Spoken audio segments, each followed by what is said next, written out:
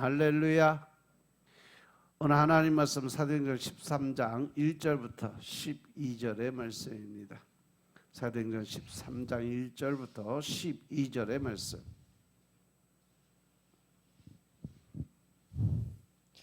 안디옥 교회에 선지자들과 교사들이 있으니 곧 바나바와 니게르라 하는 시몬과 구레네 사람 루기오와 분봉한 헤롯의 젖동생 마나엔과 및 사울이라. 주를 섬겨 금식할 때에 성령이 가라사대 내가 불러 시키는 일을 위하여 바나바와 사울을 따로 세우라 하시니 이에 금식하며 기도하고 두 사람에게 안수하여 보내니라. 두 사람이 성령의 보내심을 받아 실루기아에 내려가 거기서 배 타고 구브로에 가서 살라미에 이르러 하나님의 말씀을 유대인의 여러 회당에서 전할세 요한을 수정자로 두었더라. 온 섬 가운데로 지나서 바보에 이르러 바예수라 하는 유대인 거짓 선지자 박수를 만나니 그가 총독 서기오 바울과 함께 있으니 서기오 바울은 지혜 있는 사람이라. 바나바와 사울을 불러 하나님 말씀을 듣고자 하더라. 이 박수 엘루마는 이 이름을 번역하면 박수라. 저희를 대적하여 총독으로 믿지 못하게 힘쓰니 바울이라고도 하는 사울이 성령이 충만하여 그를 주목하고 가로되 모든 괴계와 악행이 가득한 자요 마귀의 자식이요 모든 이의 원수여 주의 바른 길을 굽게 하기를 그치지 아니하겠느냐. 보라 이제 주의 손이 내 위에 있으니 내가 소경이 되어 얼마 동안 해를 보지 못하리라 하니 즉시 안개와 어두움이 그를 덮어 인도할 사람을 두루 구하는지라. 이에 총독이 그렇게 된 것을 보고 믿으며 주의 가르치심을 기이 여기니라. 아멘. 조명 꺼졌다. 이제 안디옥 교회에서 이제 처음으로 선교사를 파송하는 그런 장면이요. 그리고 이제 바울과 바나바가 1차 선교행을 떠나서 구브로 섬에서 서기오 바울에게 복음을 전하게 되죠. 그리고 이제 앞으로 더 나가면서 비시디아 안디옥에서 사도 바울은 예수 그리스도의 복음을 전해줬어요. 그리고 유대인들이 이 사도 바울의 복음 전하는 것을 시기하고 계속 회방 놓고 대적을 해요. 그래서 이제 사도 바울이 유대인을 전도하는 것보다 차라리 이방인을 전도해야 되겠다 생각하고 전도 방향을 다시 바꾸게 되죠. 그래서 1절에 보면 안디옥 교회 선지자들과 교사들이 있었다라고 나와 있는데 사도 바울이 안디옥 교회에 도착하니까 벌써 안디옥 교회는 선지자들과 교사들이 있었다는 거죠. 선지자들은 하나님의 말씀에 기초해서 예수 그리스도를 증거하는 자들이에요. 하나님의 뜻을 전해주고 회개의 메시지를 전하는 자들, 그들이 바로 선지자들이죠. 그리고 교사들은요, 바로 이 성경인 하나님의 말씀을 가르치는 사람들. 안디옥 교회에 많은 지방에 성경 말씀을 가르치는 선생들이 있었어요. 그들은 다양한 지방에서 올라온 사람인데 바나바는 구브로 출신의 유대인이죠. 그가 생활 수준이 한 중류층 정도 그 이상의 재산관을 가지고 있는 아주 재산가였어요. 그리고 니게르라 하는 시몬은 흔히 우리가 영어로 니그로라 그러죠. 그 검다라는 의미로 쓰이는 단어예요. 그 니게르가 아프리카 사람, 흑인이에요. 그리고 루기오는 구레네 사람. 구레네는 저쪽 북아프리카, 리비아 정도. 그곳에 아주 중요한 도시고 헬라인들에 의해서 세워진 도시예요. BC 5세기 이후에 디아스포라로 떠났던, 예루살렘을 떠났던 그 유대인들이 디아스포라 생활하면서 집단체를 이루어서 거주했던 곳이 바로 구레네예요. 그리고 루기오는 헬라화된 유대인인데 헬라에서 오래 살면서 완전히 헬라 사람처럼 살아가는 사람이 루기오였고, 마나에는 교회를 핍박하고 결국 야고보를 죽였던 헤롯 왕의 친동생. 그러니까 그런 이 왕권을 쥐고 있는 권력자의 측근이었다는 거죠. 이렇게 안디옥 교회에 수많은 사람들이 하나님의 복음을 전하고 그 복음이 들어가서 그들이 하나님의 말씀, 예수님을 믿고 구원을 받은 사람들, 그리고 좀 더 학구적으로 지속적으로 성경을 연구하는 사람들이 많이 있었어요. 그리고 대표적인 사람이 누구냐? 사울은 다소 출신이죠. 헬라파 유대인이죠. 그는 과거에 예수님을 핍박한 자. 그래서 예수 믿는 사람들은 엄청나게 구박하고 때리고 옥에 가두고 죽이고, 그리고 그가 상당히 머리가 좋았다고 그래요. 가말리엘 문화생으로, 우리나라로 지금 따지면 한 서울대 법대 정도 다니는 사람이요. 그 가말리엘 문화생으로 지식을 많이 가진 사람이에요. 이렇게 이들은 다양한 지역에서 모인 사람들이에요. 따라서 안디옥 교회는요, 다양한 사람들을 포용할 줄 아는 그러한 교회였어요. 유대인들만 중점적으로 하나님을 믿는다, 하나님의 사랑을 받는다, 하나님의 백성이다. 우리 이 조상 때부터 우리는 하나님의 백성으로 택한 천민이다라고 자부하고 살았던 그 사람들에게 복음을 전하고, 또 그 사람들만이 하나님을 알아야 된다고 생각했던 사람들이었는데, 이 안디옥 교회에서는 그렇지 않았어요. 흑인이나 백인이나 뭐 황인종이나 뭐 이방인들, 어떤 사람도 예수 믿는 사람들 다 포용해서, 그 당시 그런 거 보면 그 안디옥 교회가 열린 교회였다는 거죠. 이 교회라는 것은 바로 진리의 기둥이 있는 것이에요. 안디옥 교회는 하나님의 말씀이 살아있는 교회. 이곳에 있는 사람들은 하나님의 말씀에 붙잡힌 바로 성경의 선생들이었죠. 우리가 복음 역사를 섬기는 데는 성경 지식이 참 많이 필요해요. 그래서 우리에게 중요한 것은 하나님의 말씀에 붙잡히는 그러한 사람들이 되어야 된다. 신앙을 갖고 믿음의 생활을 할 때 이 말씀에 붙잡히지 않고 세상 지식에 붙잡히다 보면 자만과 교만으로서 하나님의 백성이 될 수 없다는 사실. 따라서 오늘날은 보면 정보혁명 시대, 새로운 지식이 흘러 넘쳐나는 시대가 바로 지금 우리가 사는 이 시대입니다. 이런 시대에 우리가 세상 지식을 취하게 되면 우리는 하나님과 멀어질 수밖에 없어요. 그래서 우리는 성경을 제대로 알아야 되죠. 그래서 모든 사람들 성경을 매일 읽고 묵상하면서 성령님을 가르치면을 배워야 된다는 사실을 명심하시기 바랍니다. 그 성령님의 말씀을 통해서 성령 충만함을 받아야 되죠. 성경을 통해서 예수 그리스도를 전하고 제사함의 복음과 은혜의 복음과 하나님 나라의 복음을 전하는 것이 바로 여러분들의 사명인 것임을 깨달으시기 바랍니다. 그리고 이제 2절을 보니까 주를 섬기면서 금식 기도까지 드려가면서 그들은 하나님을 만나길 소원했어요. 그러니까 그들에게 뭐가 찾아와요? 성령이 찾아왔다. 안디옥 교회 성도들은 주님을 섬기는데 목숨 걸고 섬기는 사람들이었어요. 주님을 좀 더 잘 섬기기 위해서, 하나님 성령님을 만나기 위해서 그들은 금식 기도를 드리며 주님을 섬겼던 사람들이에요. 그들은 살고자 하는 욕망까지 버려가면서 금식, 죽기를 각오하고 하나님 만나기를 소원했던 사람들. 대부분 우리들이 금식 기도 드리는 이유가 뭐예요? 절박함을 찾아왔을 때, 그죠? 문제가 생겼을 때, 심각한 문제가 있을 때 금식 기도 드리려고 작정을 하죠. 대부분 내 문제가 해결하기 위해서 금식 기도를 드립니다. 그리고 나의 죄를 회개해 드릴 때 금식 기도를 드려요. 아침 금식 하시는 분들,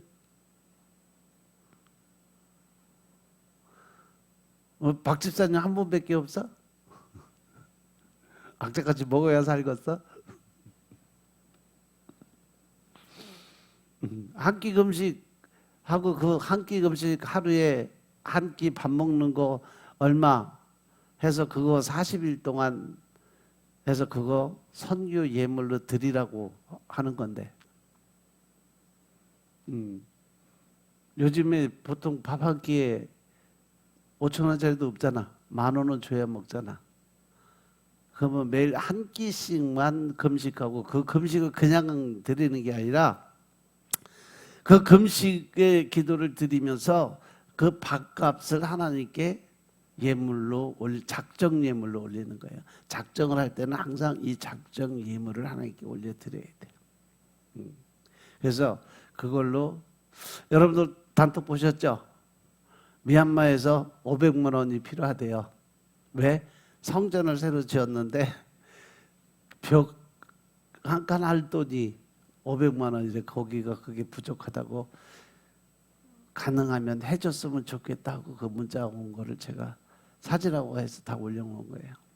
감동 오시면 미얀마 선교헌금도 한 번씩 드리시고, 아니면 40일 작정 금식 한 끼 금식한 그걸 하나님께 올려드리면 그걸로 해서 보내드리려고. 뭐 500만 원 필요한데 뭐 50만 원 오면 50만 원 드리는 거고, 100만 원 오면 100만 원 드리는 거고, 500만 원 다 거치면 또 하나님 뜻이 그건가 보다 해서 보내주면 또 그걸로 그 교회 성전 짓는 거예요. 사실 우리 보고 와서 져달라고 그랬는데 우리 지금 능력이 안 돼서 못 한다 그래서 거기 다른 사람이 했는데 짓는 도중에 돈이 부족한가 봐. 그랬더니 또 다시 구원 요청이 왔어요. 근데 이 안디옥교회 성도들은요, 단지 주님을 섬기기 위해서 금식 기도를 드렸어요. 자기의 문제가 아니라 어떤 문제 해결하기 위해서 드리는 금식 기도가 아니었다는 거죠. 그들은 금식 기도를 드리면서 주님을 섬기는 데 집중했던 사람들. 그들이 금식 기도를 드리는 이유는요, 하나님 좀 더 알기 위해서, 하나님께 좀 더 자기를 내어 드리기 위해서, 하나님을 더 사랑하기 위해서 금식 기도를 드렸던 사람들이에요. 그들은 하나님을 순수하게 사랑했고 아주 뜨겁게 사랑했던 사람들. 마음과 성품과 뜻과 온 힘을 다해서 하나님을 사랑하라 하는 그 말씀을 지켰던 사람들이에요. 안디옥교회 주인은 바로 사람이 아니라 주님이었다는 거죠. 그들이 금식 기도를 드리며 기도드릴 때 성령님께서 친히 사역의 방향을 알려주십니다. 주님을 살아가면서 기도드리는 곳에 성령님이 말씀하셨죠. 성령님 교회를 통해서 늘 말씀하신다는 사실 명심하시기 바랍니다. 따라서 안디옥 교회 안에는요, 성령님이 함께 하시는 그러한 교회였다는 거예요. 안디옥 교회는 성령님이 말씀하시는 교회였어요. 그들은 성령님의 음성을 들을 줄 아는 그러한 교회였다는 거죠. 성령님은 바나바와 사울을 따로 세우라고 말씀하시고, 그리고 전도와 선교의 방향을 알려주시죠. 선교사를 파송하라 하는 말씀이죠. 우리 대전세임교도 개척 시기에 기도 많이 드렸는데, 철야 기도도 참 많이 드리고 밤샘 기도를 드리고 또 밤새도록 사역하고 기도를 드렸어요. 철야 기도 드리다 보면 기도드리다 그냥 옆에서 쓰러져 자는 사람들도 참 많았는데, 그런데 요즘에 철야 하면서 기도 드리는 것이 언제였는지 가물가물할 정도예요. 그전엔 매일 하나님이 1년 중에 한 100일, 한 150일은, 한 5달은 작정을 시킨 것 같아. 30일 작정, 90일 작정, 21일 작정, 아주 그냥 작정 끝나면 맨날 연결해서. 그런데 그때는 진짜 성령의 은혜가 엄청 강했어요. 그때 받은 은사가 저도 그때 받은 은사와 능력이 상당히 많아요. 그렇게 기도를 드려야 우리가 살 수 있는 겁니다. 우리가 살아계신 하나님을 믿고 기도를 드리면 하나님의 구원의 역사가 이루어진다는 사실 명심하시기 바랍니다. 오늘날 복음의 원수가 대적하는 시대예요.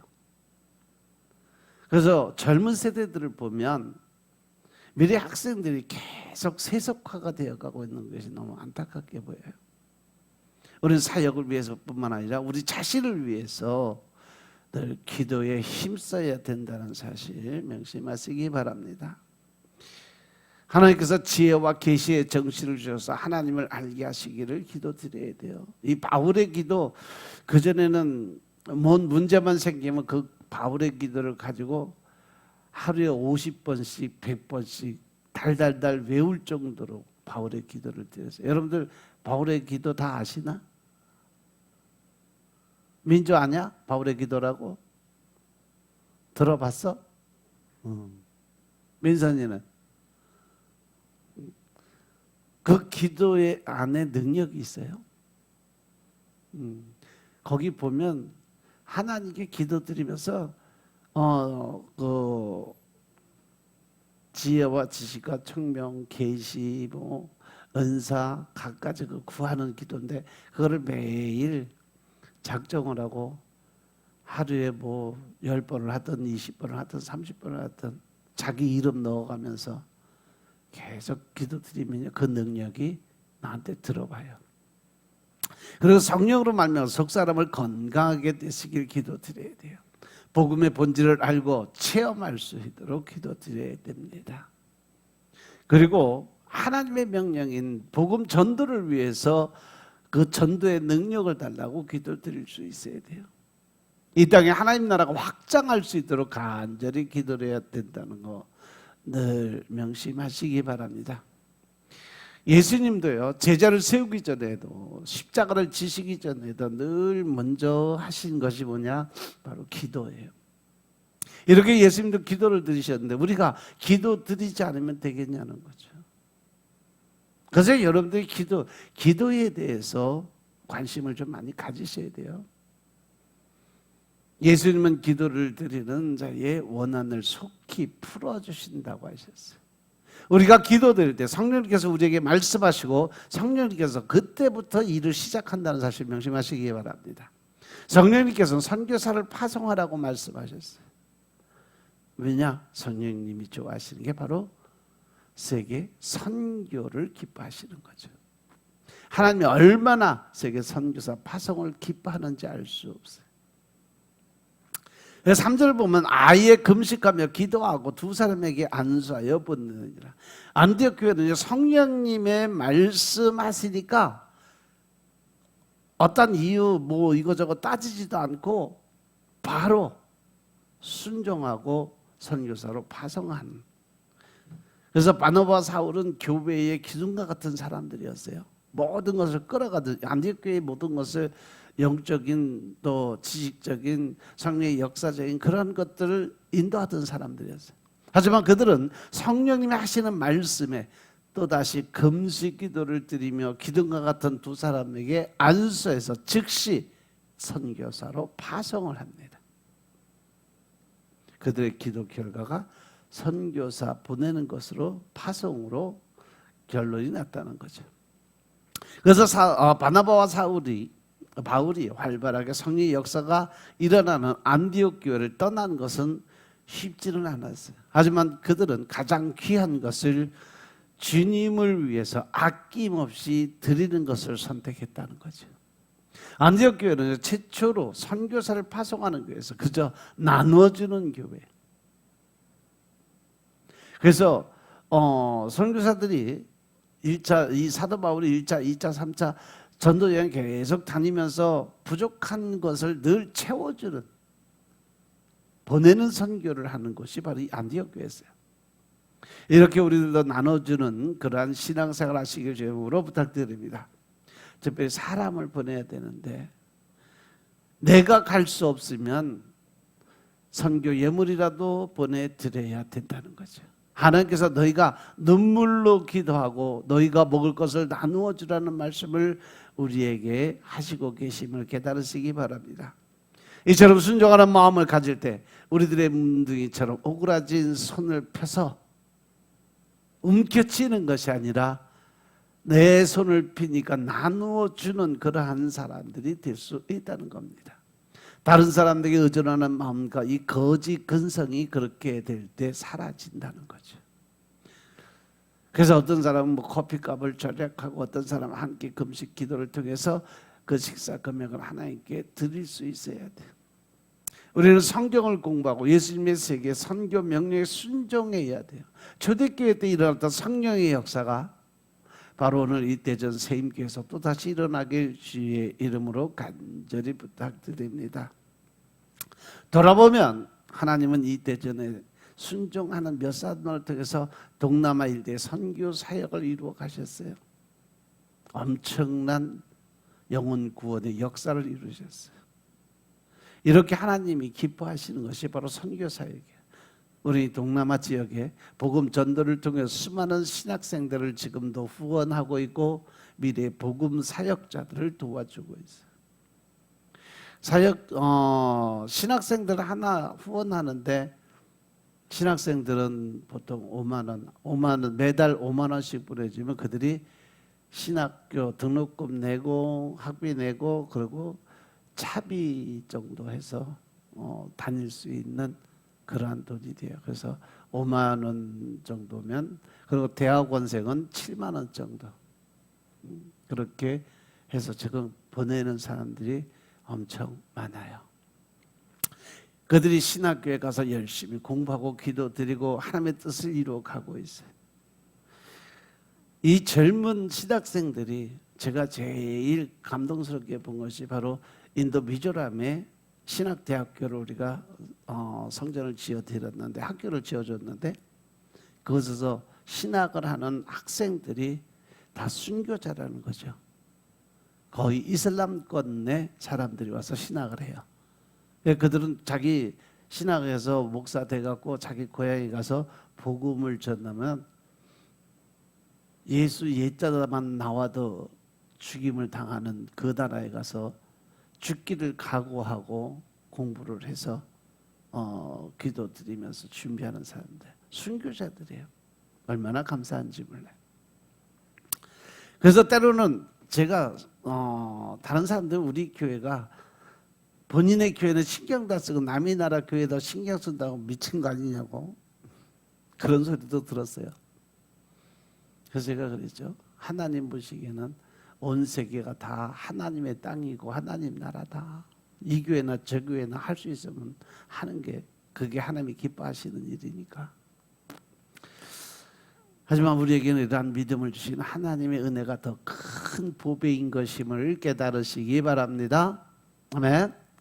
초창기 중국에도 또 캄보디아, 필리핀, 태국, 미얀마 그리고 인도까지 하나님께서 우리들에게 너무 많은 은혜를 부어주셨어요. 이제 힌두교권, 불교권, 이슬람권 이 개척지가 아직 많이 남아 있어요. 우리가 이것들을 개척하기 위해서 더 많은 기도에 힘을 쏟아 부어야 되는 사실 명심하시기 바랍니다. 그리고 4절 5절을 보시면 이제 바나바와 사도 바울이 성령의 보내심을 받아서 실르기아에서 내려가서 거기서 배 타고 구브로로 들어가는 장면이에요. 바나바와 바울은 성령의 보내심을 받아서 실르기아에 내려갔어요. 그들이 보내신 분은 바로 성령님이십니다. 거기서 배를 타고 구브로에 가서 그 섬에 있는 살라미에 이르렀어요. 구브로는 참고로 구브로는 바로 이 바나바의 고향이 구브로예요.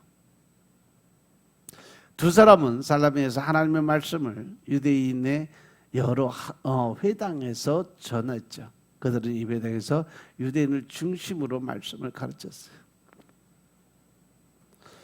그리고 그들이 요한 마가를 수행으로 같이 데리고 사역을 했다 이렇게 기록이 됐는데 6절 7절에 보면 이제 온 섬 가운데로 져서 바보에 이르러서 이 바예수라 하는 박수무당을 만나게 돼요. 거기다 다시 배를 타고 많은 섬들을 지나 바보에 이르렀어요. 그곳에서 바예수라는 사람을 만나게 됩니다. 이 바예수는 예수의 아들이라는 뜻으로 이름을 지은 거예요. 바예수가 바로 예수님의 아들이다. 결국 거짓 선지자, 마술사. 우리나라 말로 하면 박수무당, 남자니까. 그가 총독 서기오 바울과 함께 있었어요. 그 함께 늘 같이 있는 거 보면 아마도 그가 서기오 바울을 돕는 전속 마술사, 즉 점쟁이요. 나라의 그 운을 보고 점지해주고 점을 치는 그러한 사람인 것 같아요. 그런데 이 서기오 바울이라는 사람이 아주 지혜가 있는 사람이라서 그래서 바나바와 사울을 불러서 하나님의 말씀을 듣기를 원하고 하나님의 말씀을 들으면서 그가 변화가 돼요. 그러니까 총독이 하나님의 말씀을 들어서 하나님의 지혜를 얻고자 했다고 그랬어요. 이렇게 서기오 바울은 하나님이 예비한 사람이었음을 깨달으시기 바랍니다. 사도 바울이 빌립보에 갔을 때 그곳에 만난 사람이 누구예요? 빌립보 지방의 첫 여자 목사 루디아죠. 루디아를 예비하신 것처럼 이 바보에는 서기오 바울을 예비했던 거죠. 그리고 이제 8절에 보시면 이 마술사 엘르마는 그들을 대적해서 총독으로 믿지 못하게 힘을 썼다 그랬어요. 이 바예수가 마술사예요. 마술은 성령의 역사를 대적하는 거짓 그 모습이죠. 애굽의 마술사들이 출애굽 역사를 방해한 사건 기억하시죠? 사도행전 8장 20절에 보시면 시몬이라는 마술사도 사도 베드로에게 성령을 돈 주고 사려고 하다가 책망을 받았다는 거죠. 에베소 교회는요, 마술사들이 사도 바울이 흉내를 내다가 책망을 받았어요. 여기 마술사 엘르마도 바나바와 바울을 대적하면서 예수를 믿지 못하게 했어. 가는 곳마다 부정적인 말을 하고 안 된다는 말을 하고 쫓아다니면서 이렇게 괴롭혔어요. 그런 총독이 자신보다 이 사도 바울과 바나바를 더 믿고 신뢰하고 더 그러한 복음을 들으니까 시기 질투를 해서 그들의 일을 회방하기 시작했어요. 이 모습을 보면 우리가 믿음 안에서 변화가 되고 하나님이 일하시는, 즉 성령이 일하시는 그러한 모습 속을 보면 늘 마귀 사단도 같이 일하고 있다는 사실 명심하시기 바랍니다. 믿음이 좋고 능력이 많은 사람들은요, 그만큼 믿음이 강하고 단단한 마귀 사단이 들러붙어요. 그러니까 믿음이 좋고 아무리 능력이 출정한다 할지라도 내가 성령님의 손을 놓치는 순간 나는 혹가닥 넘어갈 수밖에 없다는 사실 명심하시기 바랍니다. 그래서 그가 총독이 바울에게 신임을 더하니까 시기하고 또 그 안에서 계속 불신의 마음을 심어줬어요. 고린도후서 4장 4절에 보면 이 세상에 신이 사람의 마음을 혼미케 해서 복음의 빛이 비치지 못하게 한다고 했어요. 이 세상의 왕이 누구야? 바로 마귀 사탄이죠. 이 사탄은 복음의 역사를 방해하는 존재예요. 그 9절에 보시면 바울이라고 하는 사울이 성령이 충만해서 그를 주목했다. 여기서 이제 사울의 이름이 처음 성경에 바울이라는 이름으로 바뀌어서 나온 장면이 바로 여기 13장 9절의 말씀이에요. 사울은 베냐민 지파의 왕인 사울의 이름을 본따서 지은 이름인데 큰 자라는 뜻을 가졌어요. 사도 바울은 사울의 헬라식 이름으로 작은 자, 바울이라는 것은 작은 자, 사울은 큰 자, 이러한 의미를 가졌어요. 즉 사도 바울은 자신을 겸손하게 작은 자라고 부르게 만들었다는 거죠. 사도 바울은 이름을 바꾸어서 세계 선교할 준비를 했어요. 그런 이름도 세계인이 부르기 좋은 이름으로 바꿨어요. 바울이라는 이름으로. 그래서 생각을 한번 해봐서 우리들도 선교사를 파송할 때 현지인이 부르기 좋은 이름으로 개명을 해야 되지 않을까? 그래야 더 친하지 않을까? 이렇게 생각을 해봤어요. 이 사도 바울은 선교사를 파송했을 때 성령이 충만했다 그랬어요. 사도 바울은 성령이 충만해서 박수무당인 바예수를 바라봤다. 주목했다. 뭔가 일어날 것 같잖아. 성령은 악령을 대적한다는 사실이죠. 그래서 10절 11절에 보면 하나님께서 성령을 방해하는 바예수를 사도 바울을 통해서 책망을 합니다. 우리의 싸움은 혈과 육의 싸움이 아니라는 거예요. 이 세상의 어둠의 권세, 하늘에 있는 악령과의 싸움. 예수님도 복음 역사 초기에 더러운 귀신 들자의 귀신들을 다 쫓아내주는 역사를 이루셨어요. 바예수는 악령에 사로잡힌 자예요. 모든 거짓과 악행이 가득한 자, 마귀의 자식이라고 그랬어요. 모든 의의 원수라고 그랬어요. 바른 길을 걷게 하는 자가 아니라 굽게 하는 자. 그런 지속적으로 주님을 대적했습니다. 그는 사단의 자식이기 때문에 주님의 권능의 손에 바예수를 대적해서 함께 있었어요. 주님은 자신은 대적하는 자를 대적하고 있다는 사실 명심하시기 바랍니다. 그래서 사도 바울은 그가 맹인이 되어 얼마 동안 해를 보지 못할 거라고 선포를 했어요. 그렇게 말씀을 선포했더니 즉시 안개와 어둠이 그를 덮어서 그가 앞이 안 보이게 됐다고 기록이 되어 있습니다. 그래서 그는 인도할 사람을 찾을 수밖에 없었고, 이 모습은 또 기억나는 거 없어요? 사울이 다메섹 도상에서 하나님을 대적하다가 소경이 된 것과 같은 이치라는 거죠. 사도 바울은 선교할 때 처음으로 복음의 대적자를 저주하는 일을 했어요. 사도 바울은 사단과 대적해서 싸웠어요. 하나님의 종은요, 성령의 역사만 이룬 사람이 아니에요. 악령을 대적하고 그 역사를 대적할 줄 알아야 된다는 거죠. 성령의 역사는 풀고 악령의 역사는 묶을 수 있어야 되는 것이 바로 사역자들입니다. 엘리사도 처음 기름 부음을 받고 성령을 모독하는 어린아이들을 보라는 장면이 나오죠. 대물이라고 놀려갖고. 이렇게 우리는 하나님의 역사를 대적하는 자들이 있을 때 혈과 육의 싸움을 싸워서는 안 돼. 우리들 눈에 보이지 않는 사단과 싸워야 한다는 사실 명심하시기 바랍니다. 이제 12절에 보니까 총독이 바이스가 소경이 된 것을 보고 이제 온전하게 예수님을 그리스도로 믿게 돼요. 바이스가 저주받은 것이 총독이 믿음을 갖게 되는 계기가 됐다는 거죠. 총독이 바이스를 의지하던 데서 하나님을 의지하게 되었어요. 그것에 하나님이 함께 하시니까 그 마음에 두려움이 생겼어요. 서기오 총독은요, 주님의 가르침을 놀랍게 여겼어요. 사단의 역사를 통해서 복음의 진보를 이뤘다는 거죠. 결국 그 총독 한 사람의 변화로 인해서 그 섬 전체가 복음화 될 수 있는 기초를 만들었다는 거죠. 이것은 사도행전 16장에 가보면 이제 이 바울이 멜리 섬으로 파손돼서 쫓겨갔을 때 그 지방의 모든 사람들을 다 전도한 것과 같은 일맥상통한 그러한 장면이에요. 나머지는 다음 시간에 또 이어가겠습니다. 기도드리겠습니다. 아버지 하나님 감사드립니다. 오늘도 아버지 하나님 은혜 가운데 우리가 살아가게 하시고 말씀을 통해서 하나님의 뜻을 깨닫고 알게 하시니 감사합니다.